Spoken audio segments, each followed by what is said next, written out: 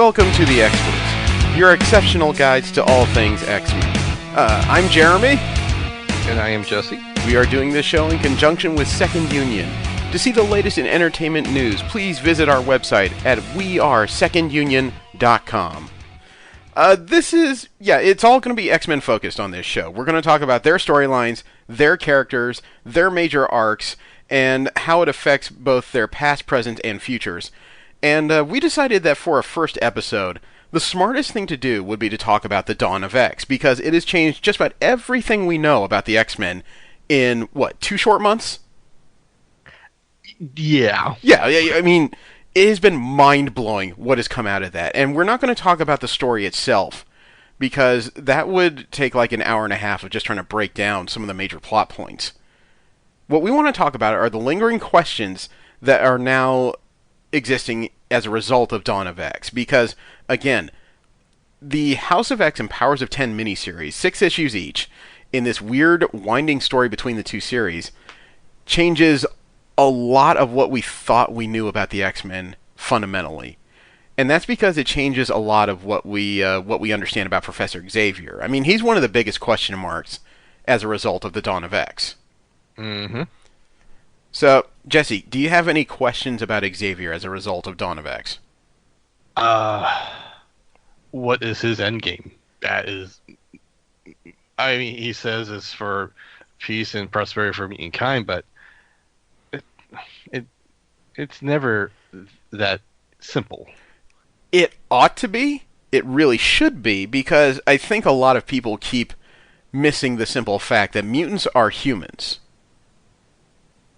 The X-Men and their enemies keep treating mutants as something separate from humanity, even though they are people who are born with a genetic difference.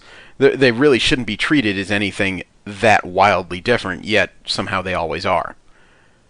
But, you can be a bit more fearful when the next guy can kind of blow away a mountain with just a thought or barely lifting a finger. I admit, there are things to pay attention to, but that would also indicate to me that these are not people who you should ostracize from society. When you do that, you're almost guaranteeing that they will destroy that mountain. You know, you got to bring them in and treat them as equals, otherwise they're going to do what they please, probably without the moral compunctions that come with living in a society. I almost think I turned this into a Joker conversation, but I don't want to do that. Now, you're right, though, because Professor X is a big question mark. We don't know what he wants. One of the results of the Dawn of X miniseries is the firm establishment of an island, a sentient island, Krakoa, who, if I read the maps correctly, there's actually an island in both the Pacific and the Atlantic, that are functioning nation-states now, recognized by the United Nations in Marvel Comics, with a few exceptions. So they're a country, which is good because, unlike the last time they tried this on Genosha, Magneto forcibly took over an island. He never really established a governmental system of any sort. No, he just hijacked one. Exactly. So when they were attacked, there really wasn't much to be said. Now they are a nation, so that if something happens to them, they can get assistance from the international community if other countries are so inclined. But the way Xavier was talking, it sounds like Krakoa and the establishment of an actual mutant nation, a mutant homeland, is just a step into some kind of other goal. And I don't know what other goal there can really be, except for potentially reintegration with the world. And I don't know if that reintegration comes from mutants and humans actually learning to get together, mass hysteria and all that stuff. Or if that means mutants are just waiting out the clock and waiting for humanity to be superseded by them. I think I want to toss in another idea, considering what we read through both those series, and they're them dealing with the machines that are inevitably come. Yes. And maybe they're trying to set a first stepping stone to either prevent it or change it that direction. That should be a high focus, because you're right. We saw multiple timelines in the Dawn of X, all of which seem to end with Sentinels. And the unfortunate reality is that the development of AI is pretty much inevitable. It always seems like AI, if it's not created by a specific person, it coalesced at a certain point in Marvel's multi-timeline history. And that's always brought about by humans who are just convinced that mutants are the things that will utterly annihilate them.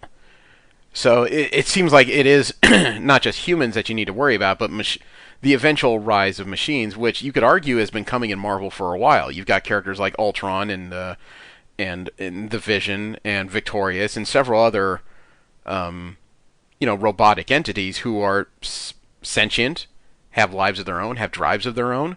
So some other type of AI coming around is pretty much going to happen no matter what they do.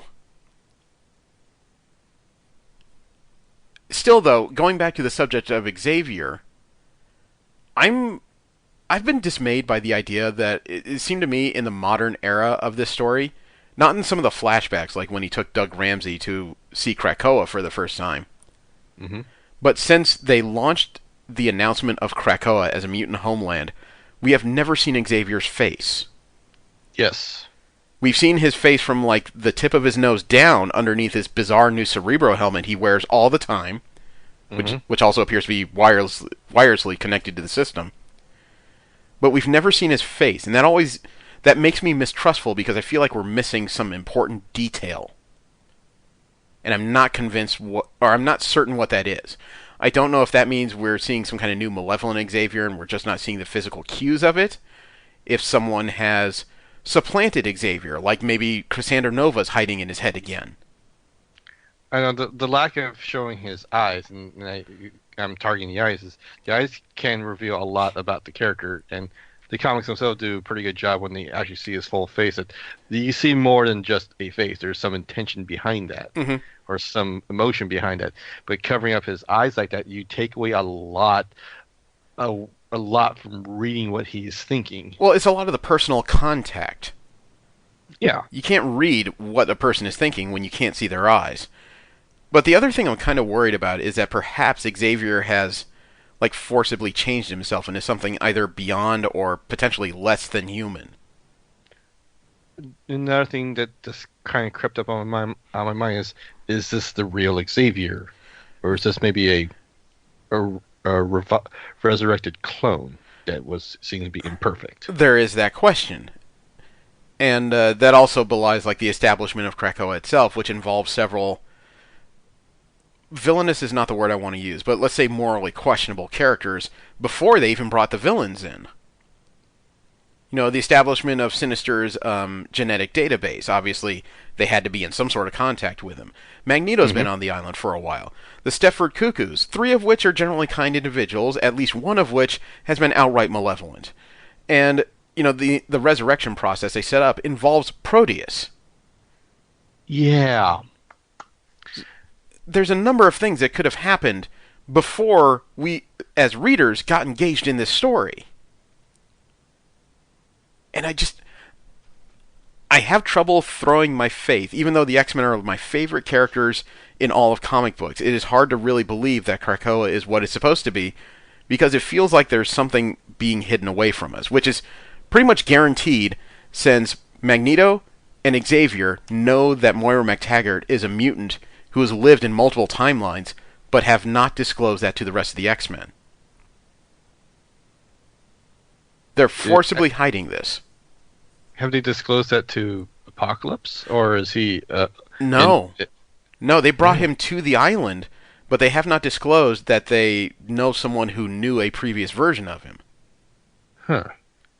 So that means even Apocalypse... Well, I mean, I guess it would be natural to hide a lot from the more villainous or malevolent characters on Krakoa. You don't want them to know that you have someone who has lived multiple timelines, even though that information that she holds really wouldn't help them in any degree.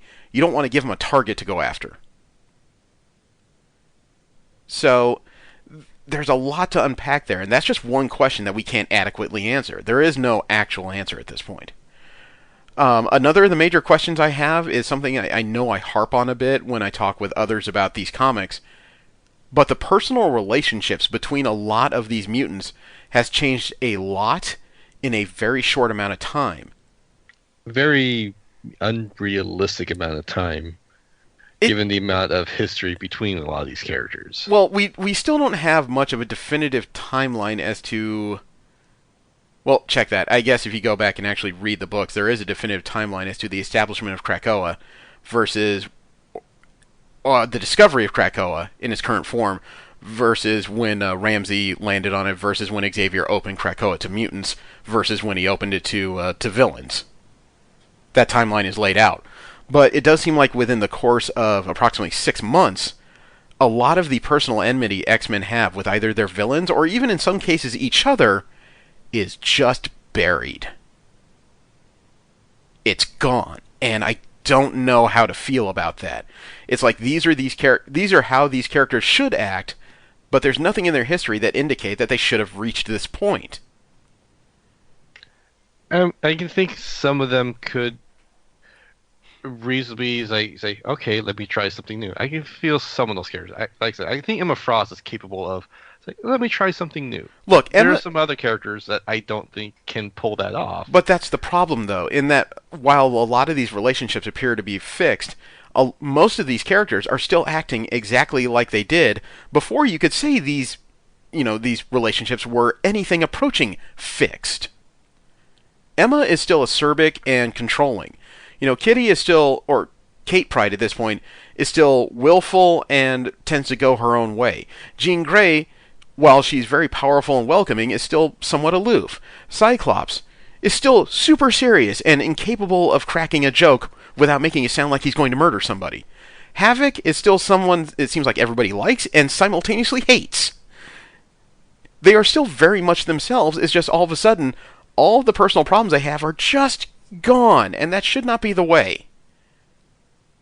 Towards the end of the perfect example is towards the end of Dawn of X. Cyclops talking with Jean Grey and Wolverine. Wolverine had his arms around the both of them. Their personal history regarding the complications of the attractions between the two men and Grey would seem to make that impossible. They can respect each other, but liking each other always seems like a bit of a stretch. And then there's Jean Grey sharing a beer with Emma Frost, which just seems antithetical to where these women are. And Emma Frost drinking beer. Right, that in and of itself is very odd. But I mean, Wolverine and the mutant Gorgon have a long history of attempting to murder each other. And even though Gorgon is relatively new on the island, Wolverine approached him with the six-pack, and the two of them shared a smile. Like a beer commercial, just saw a hot girl walk in the room, smile. Do I believe that they could develop the types of relationships they need to be that friendly? Absolutely. But for it to happen this quickly and this completely, something is off. And the question is what? Has there actually been secret negotiations behind the scenes for all these characters to actually solve their issues? Seems kind of unlikely. The problem is, though, is that you're dealing with a nation that's run by a very powerful telepath, and there's no telling if there's any sort of mental manipulations on these characters. Honestly, I have a thought that's popped into my head how some of this can be done. Okay. It does involve Xavier kind of mind melding or just kind of linking the two minds together and just basically forcing them to hash it out and just work out their issues. Potentially, but that would be a lot of work, and as powerful as he is, I'm not sure he could do that alone. I'm more concerned that he is manipulating these people. I actually want to argue that and saying that with the Cerebral, which is doing a lot of work for him, as well as downloading and keeping track of minds and memories of countless mutants. Except he doesn't do that actively. That's a passive function of Cerebro that was discovered later. Still, I think he did it on a case-by-case basis. Case by case would still take years because that would imply that every character has a problem with just one other character. Well, you could spend Xavier. The perception of time within the mindscape is non-existent, and you can have that happen almost near instantaneously. That's with practice. Minutes. Well, that's with practice telepaths. That's not how it works for people who are unused to the astral plane, as most mutants are. And besides which, if you're talking about individual therapy on a one-on-one basis, you could spend years trying to untangle the damage that Emma Frost has done with just about every single person she knows. I just don't buy that he put that kind of work in.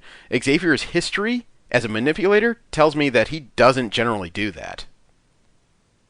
The other thing I can think of he did is he just kind of flipped a few switches. I'm more concerned that's what occurred. Yeah.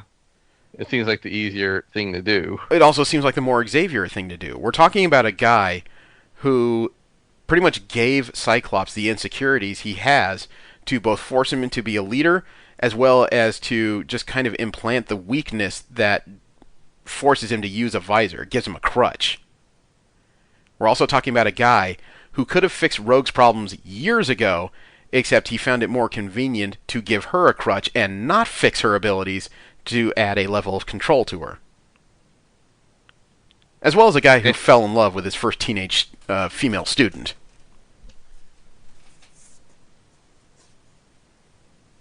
I know that's a lot to unpack, but Xavier is complicated. I can sense you have something to say about this. I'm just kind of agreeing with you through my body language that you cannot see. Oh, okay. I love getting body language in audio. It makes me feel so insecure. So we've got that issue. What we also have the issue as to the status of a lot of the X-Men's enemies right now, because they've brought so many mutants into the fold, both positive and negative, that the X-Men's enemies are almost entirely human at this point. The term they're using is post-human because a lot of these characters are now augmenting themselves by means of both magic and science to put them on the X-Men's level and potentially destroy this new island. We have something in the X-Force pages that is very reminiscent of the Reavers with a serious upgrade.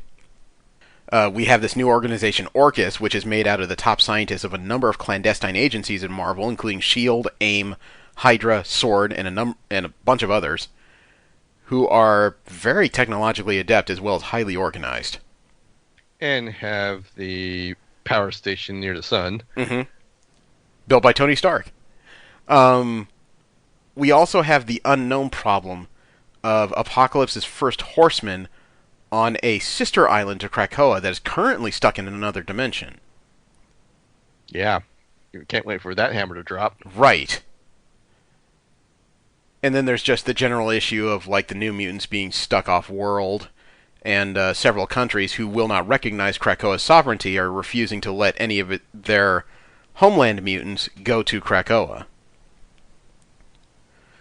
As well as a relatively new problem as of X-Men number 3 in horticulture. Who? Horticulture.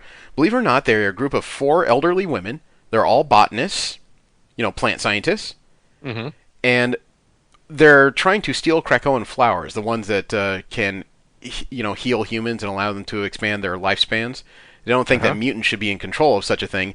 They also think that their weird plant science, and by weird I mean the Krakoan stuff, is ruining the Earth's biosphere, and they want to learn how to hijack it. They've already developed a technique to hijack Krakoan portals. Huh. Yes.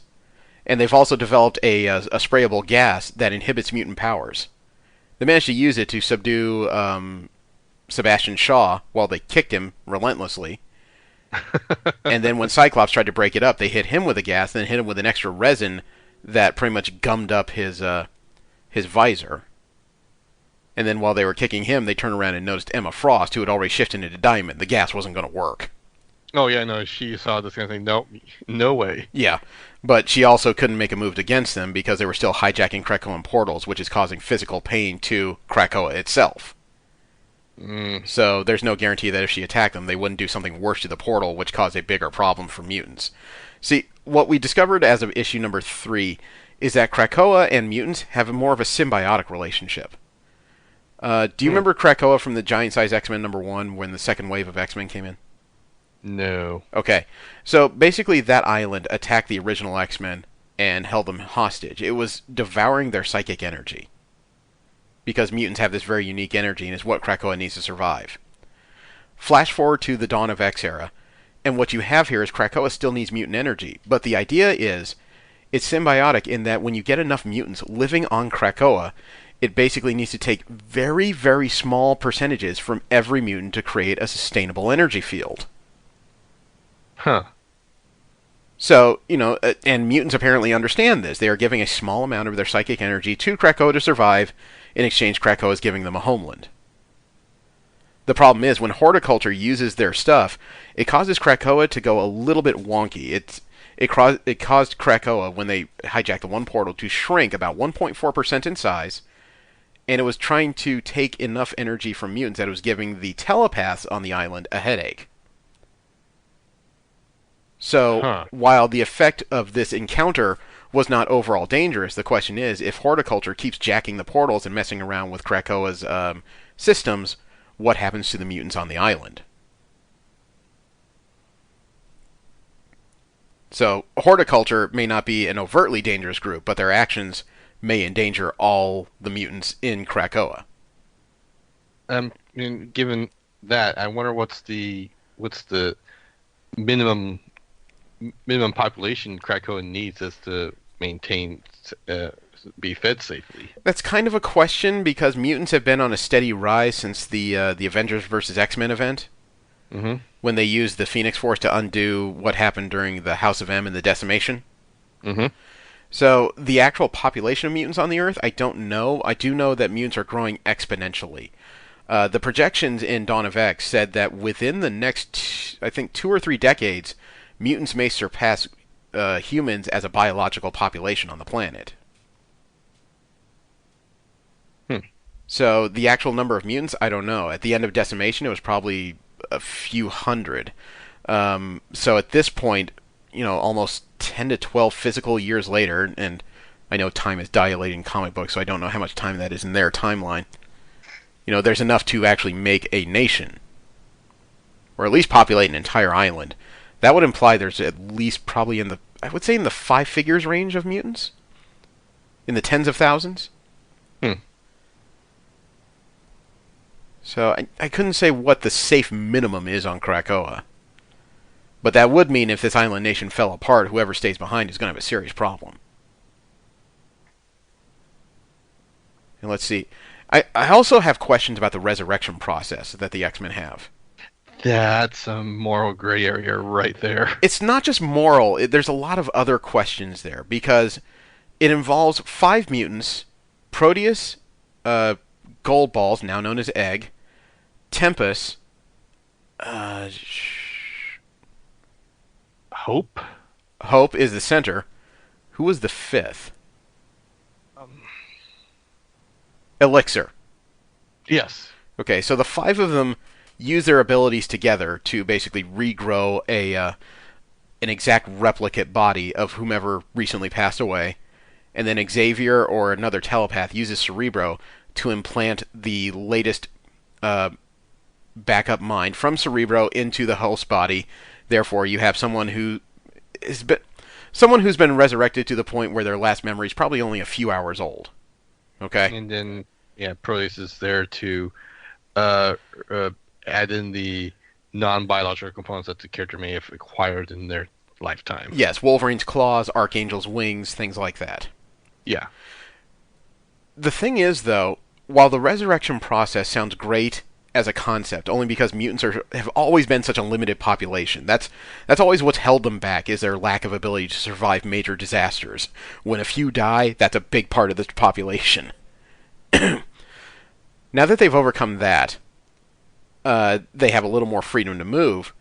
But this whole thing pretty much leads to me to be a new broom allegory. So you have a body, you have a replacement body and a replacement mind. Well, the old argument is you have a broom, the handle breaks, so you replace the handle. The bristles get old, so you replace the head. Now that you've replaced the head and the handle, is this the same broom or is this a new broom? And you have the same kind of thing with the resurrected mutants on Krakoa, and I really can't answer if this is the same person that's been, or if this is a new person that's standing in their place. You see the conundrum, I'm sure. Yeah, I know. I see that. I just kind of think about, hey, they create an universe reason why they can resurrect people now. Mm-hmm. Instead of making up some fantastical reason for case by case basis. Yes, as well as that also means that any duplicate minds they have, they can implant in a new body. However, it does seem like they're holding back on a few cases that maybe because the technology wasn't there to duplicate minds yet, in the case of characters like maybe Thunderbird, who Hmm. still is not resurrected in any way as far as I can see. Or in other cases because it's inconvenient, like Blindfold and Destiny. Because right now, one of the secret rules that Moira has for the island is that they cannot resurrect precogs, people who can see the future. I'm still Hmm. curious why that is. I think we discussed this a little bit, but I think it's mostly because she doesn't want to be found out too. And two, it's she doesn't want them to derail the plan. Well, that's the thing is, though. I mean, if Krakoa is not the end goal, if there's another goal, what is the plan? And then again, if Moira's aim is not to destroy all mutants like it was in the lifetime where Destiny found her out, why is it dangerous to have Destiny back? It's That's a question, and I don't think we can answer that, unfortunately. no, but I don't think it's one singular. I don't believe there to be one singular answer to that either. No. I'm sure there's a reason for that. We're just not told yet. I like the fact that Jonathan Hickman seems to have long-term plans for these characters. But going back to the resurrection, I'm still kind of worried that since Xavier so far has been the one that's been reimplanting minds into these new bodies, I'm worried that he's been messing with them somehow. Tampering. Well, yeah, a lot of the mutants who've been resurrected have not had the kind of existential crisis you would ask. You know, have I been the one that's died, or was it the previous me that died? You know, all that seems to be left behind. They're just kind of unusually happy with their current situation. The perfect example of that would be Wolfsbane. In New Mutants #1, she was resurrected. She has been one of the characters who's had pathos for the longest time in these comics. She's regretted her mutation, she's regretted her parentage, she's regretted her relationship choices, losing family members. But when she was resurrected on this island, she was just sitting on a stone, watching birds, content as could be.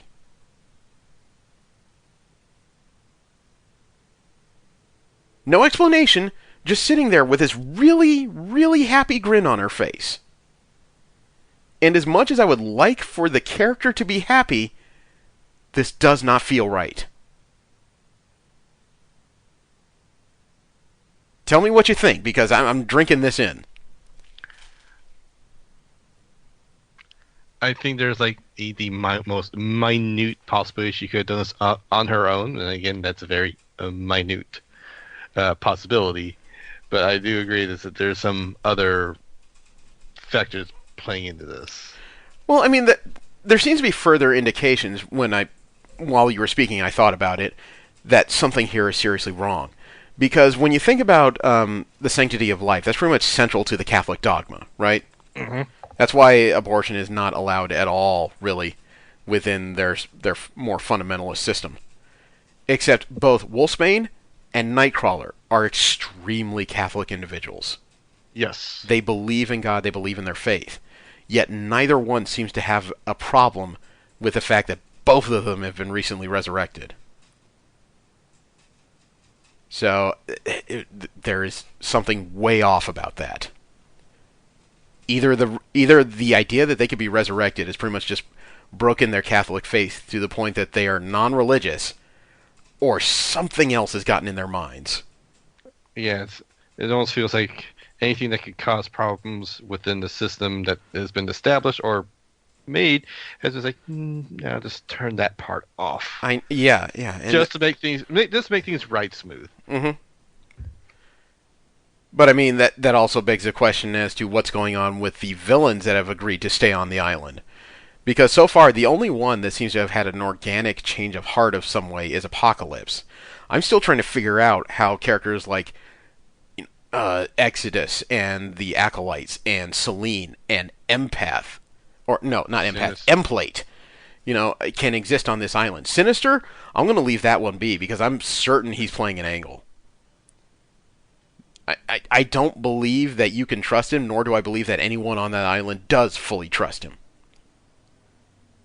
But unfortunately, his genetic database is necessary to continue the resurrection process.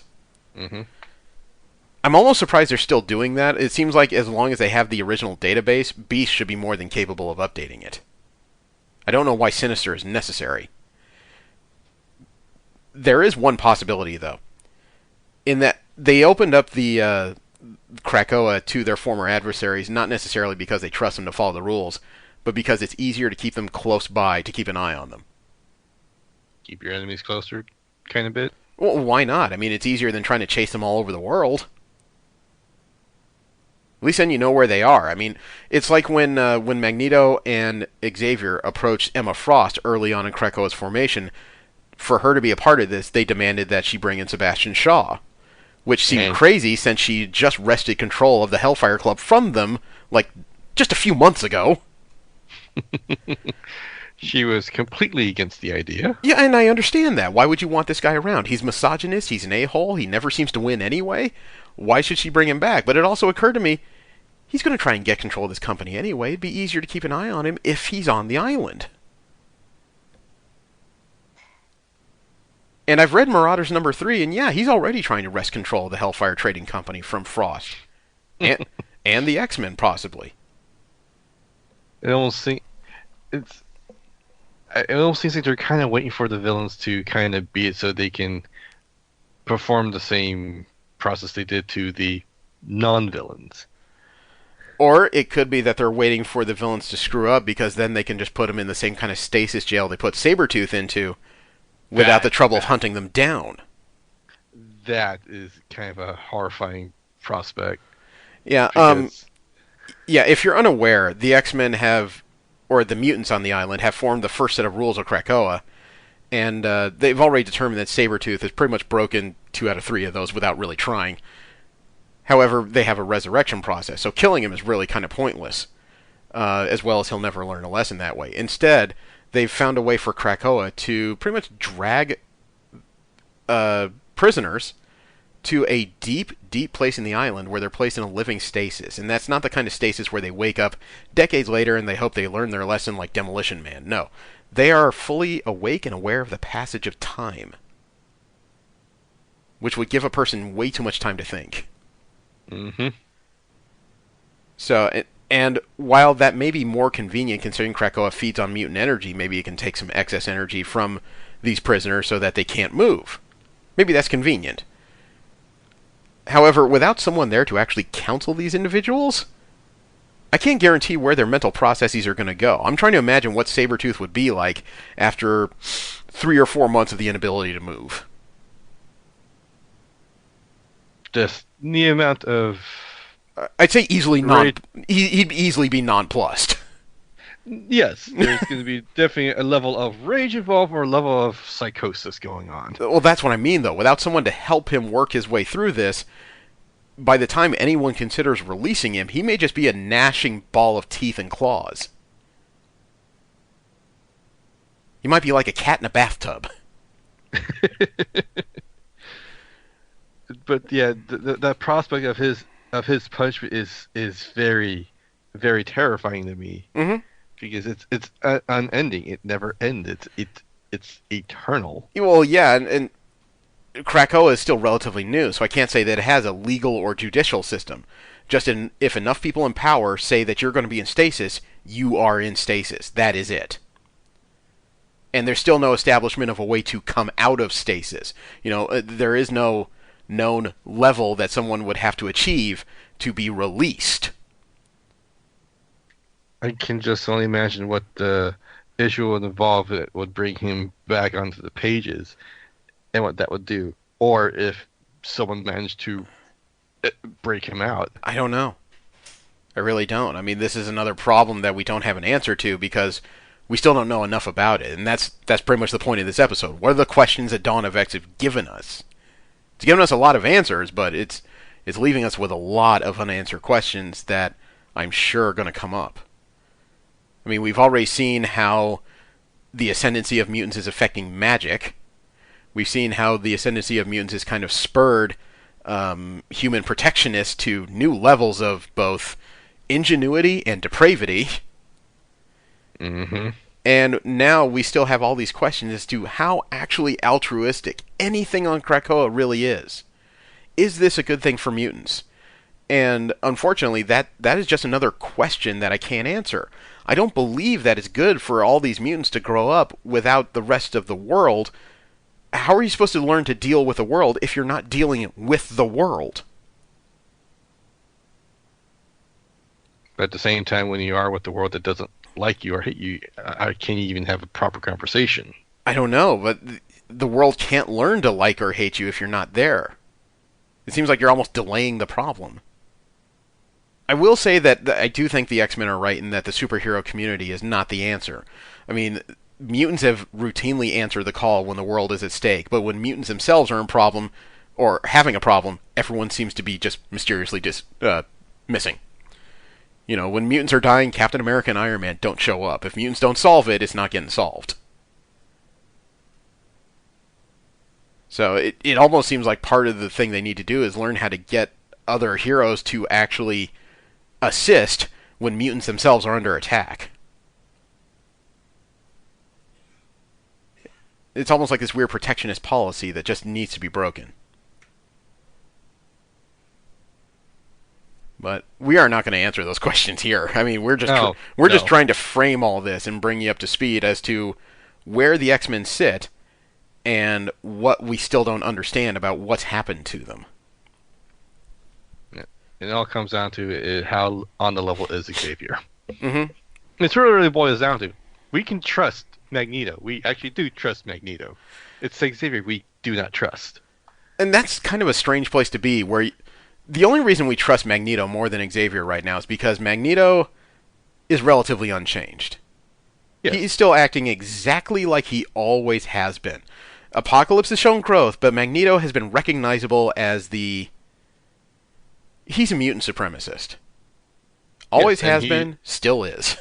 And doesn't apologize for it. No. No, but Xavier is still acting as a savior, and at this point he's acting as a leader, but we still don't know which Xavier this is. We still don't know if this is like Xavier who's found his mind in some former version of Cerebro, or is this the guy that was driven nearly insane by the Shadow King and has now hijacked Phantom X's body? That's another story, but that happened. Yes, yes. So, oh my god. It is so much to unwrap, and all of it is existential, and there is no way to say for certain what we're getting until more stories happen. I can't say I would have opened the island to all these other like evil mutants, maybe one at a time, but to let them all in as a group just seems dangerous.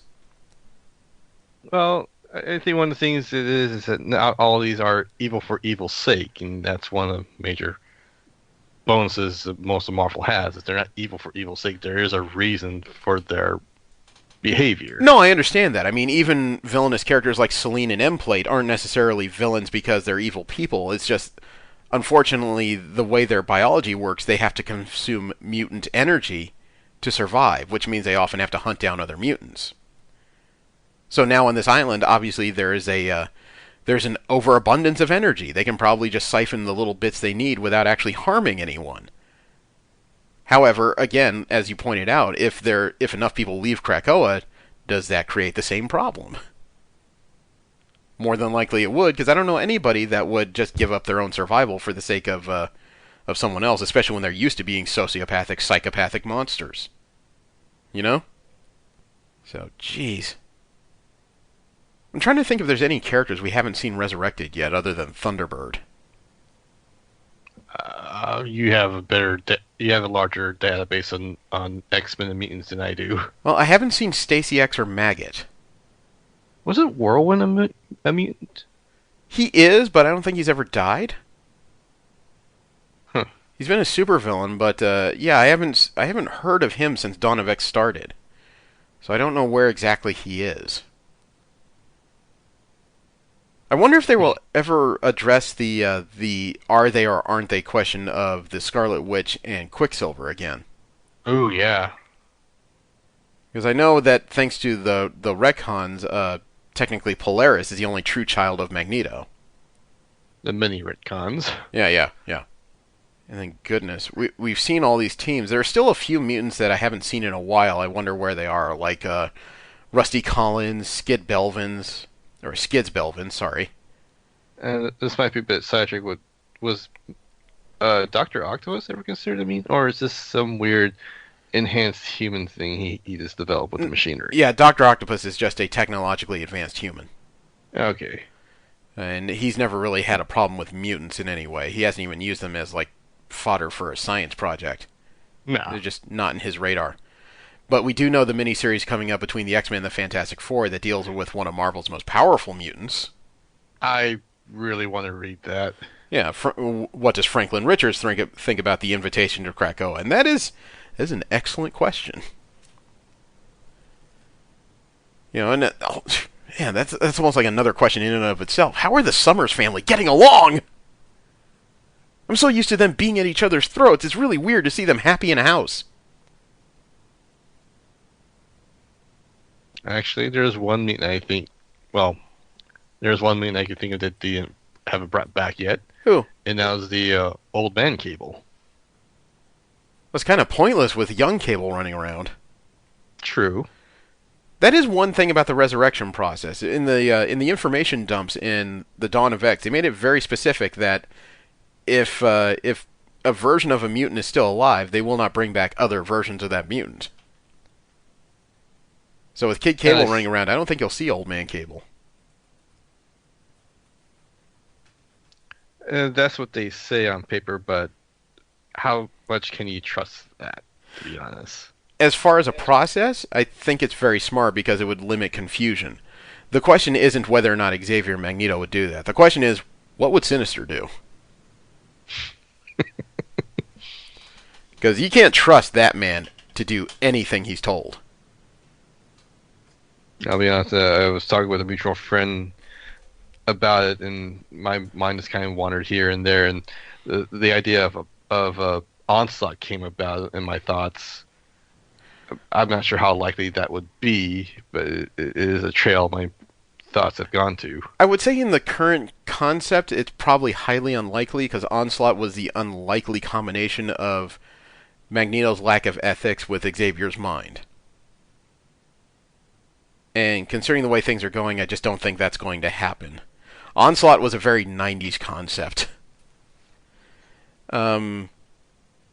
Yeah, man, there's so many choices of things going on here that I just don't understand. I mean, it's like Nanny and the Orphan Maker being part of all this.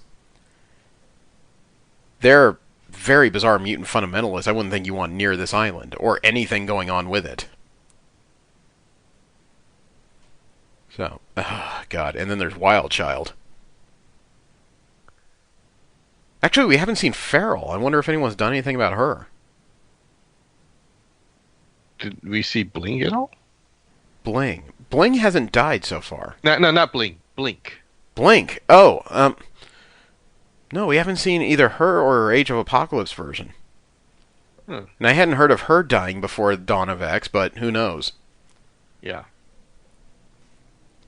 Oh, and actually, there is one more mystery we can talk about before we sign off here. What's that? Why does Krakoa's portals not work for Kitty Pryde? Yeah. That was revealed in the first issue of Marauders. For some reason, the Krakoan portals will work for every other mutant, and only mutants, or people mutants are in contact with, but they've locked themselves out to Kitty Pryde. She runs into a physical wall when she tries to cross a portal. I can't understand why that's happening.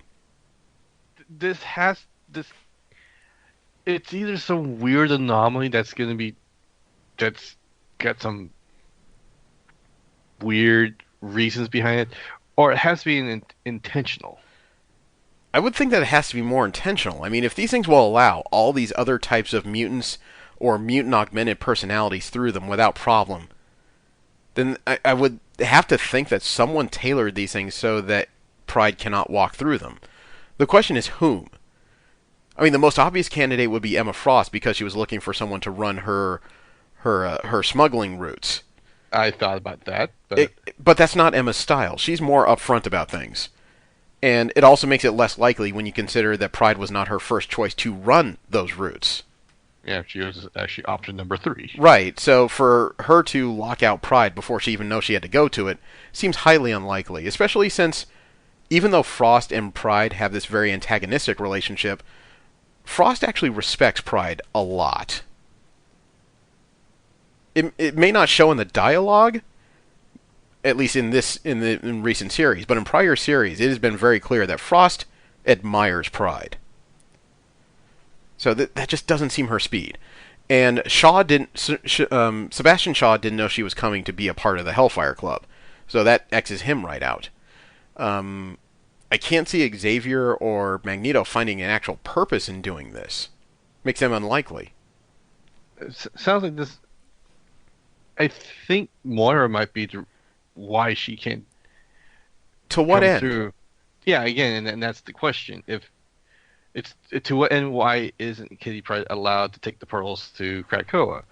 You know, in voicing it out, I can only come up with one theory as to why it's happening, but it seems unlikely.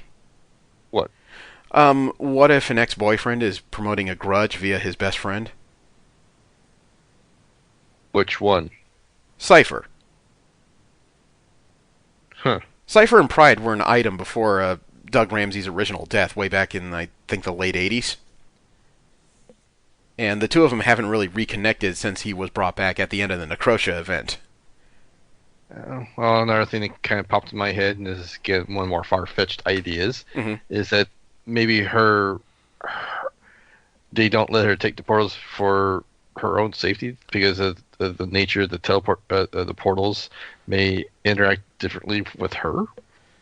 Maybe, but she's been through so many other teleportational processes. You'd think that would have been a problem before now.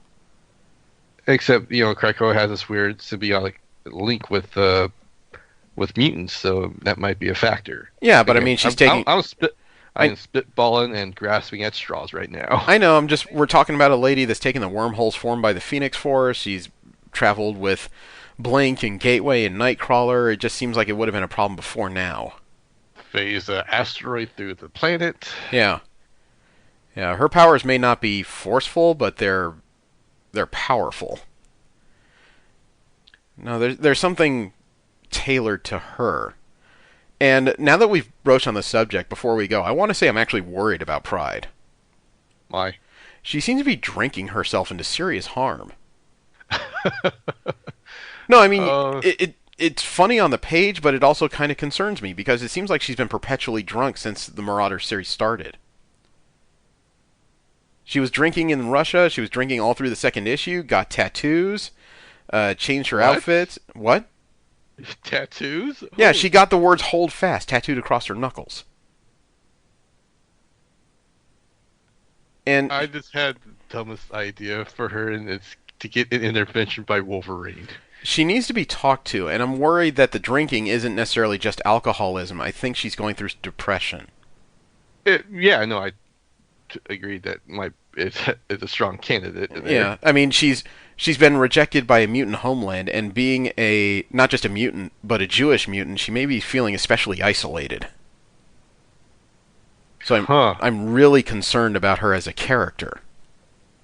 Like I said, again, I thought that the idea of Wolverine coming as an intervention for her drinking would be a funny idea, but I thought that maybe she can have a strange bonding moment with Magneto. I'm just hoping either she sobers up in the upcoming issues or somebody gets her some help, because both she and Pyro are not reacting well to what's going on right now. Oh. Well, Pyro's going through different things because he was the first guinea pig on Krakoa. He was the first one that they brought back, and for some reason they made him aware of that. I don't know why you tell him that. Well, maybe they didn't have the mind-altering processes at the time when they made him.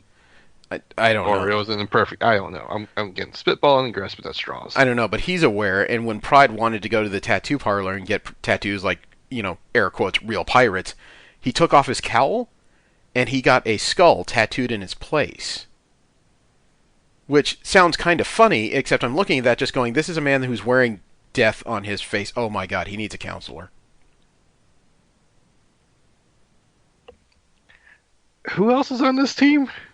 Storm, Iceman, Bishop, and Frost is their manager.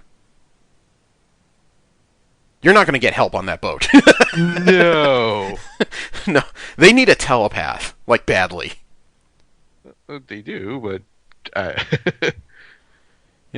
but don't ask the Stepher Cuckoos. You won't get help from there either. No. not from at least one of them. No, no. But I mean, seriously, between Pride and Pyro, they need some help on that boat. Someone's got to talk to them. All right, so I think that's enough questions. I mean, that pretty much lays out most of the major issues that still need solving from the Dawn of X.